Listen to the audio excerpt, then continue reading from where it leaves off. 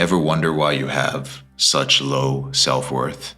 Why you feel unworthy of being loved, unworthy of your partner's love, thinking that if she truly knew who I was, she would not love me. Constantly telling yourself, man, I'm a piece of shit. Like I keep telling myself that I'm going to do this, I'm going to stay off porn, I'm going to get to 30 days, I'm going to maintain that boundary. I'm not going to get lost on YouTube. I'm not going to get lost on Instagram. I'm not going to do that thing today. I'm not going to eat that or do that. But you keep doing it and you keep feeling like shit.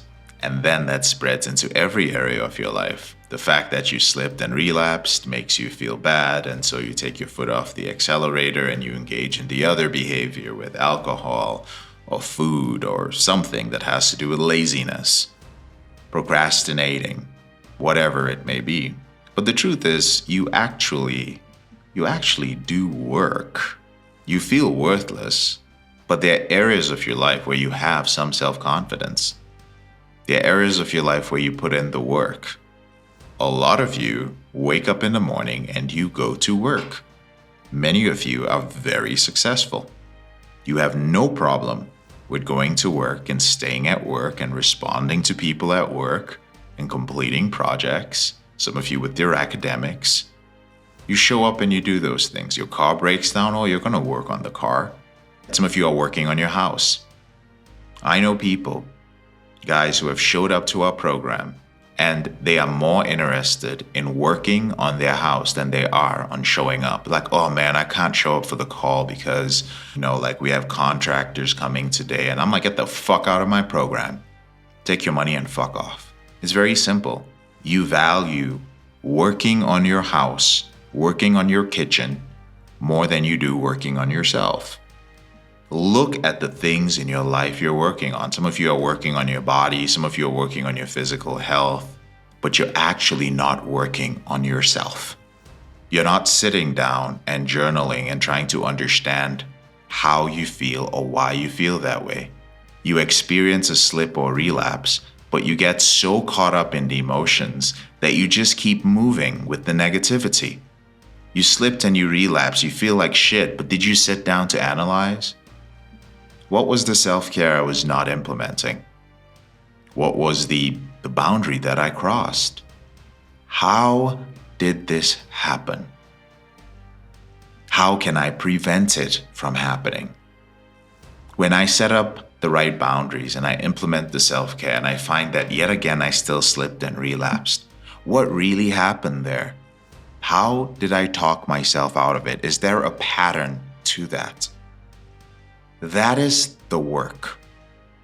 And that is the most important work. The work instills the worth. When you do the work and you start seeing the results of this work, you cannot help but feel good about yourself. You cannot help but begin to feel worthy of being loved, worthy of everything that life has to offer. I'm not talking about entitlement. Entitlement happens when you don't do the work. And some of you are actually entitled.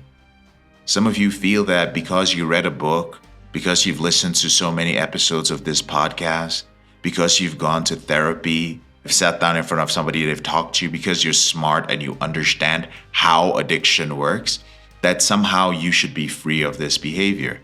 That is entitlement. If you have not done the work, and the work, it is done daily, brother. So my message to you today is very simple. Take an honest look at your life and ask yourself, like you're probably doing something right now as you listen to this episode. You're probably going somewhere, doing something or thinking of doing something. And ask yourself, what is the thing I am working on right now? What is the thing I'm going to spend the rest of my day working on? And ask yourself, have I done the work that is going to instill the worth? Or am I just lying to myself, telling myself that, oh, you know what, listening to JK's podcast is actually the work. My podcast is not going to work for you unless you're doing the work. This includes those of you, yes, who maybe got to the middle stage of your reboot and left the program and you're like, I want to try this out on my own. remember, for those of you, and I know there are thousands of you out there who listen to the podcast is a supplement to the work. You must still do your morning routine. You must still dialogue. You must still use the masturbation checklist when necessary. You must still have the things that you use to make yourself aware, the rubber band and so on. You must have all these basics in your life, and you must be implementing it. You must still have accountability. You must have a time in the month or in the week where you reach out to your accountability partners and you guys get on a call and go through what's happening. You must have all these things in your life. The work must be done. And then, brother, you will start feeling worthy. That is the secret. It is not sitting down with a psychiatrist or a therapist and them having you list out all the things in your life that you are thankful for, like showing you and talking about how you lost your self-worth in the past. None of that shit matters, gentlemen. You are in the here and now. The past is only a brief reference point. All you have is what you have right now, and it is the work that you do. So you guys know what I mean when I say the work when it comes to rebooting. That's my message, brothers. The work instills the worth. Go out there and get it done.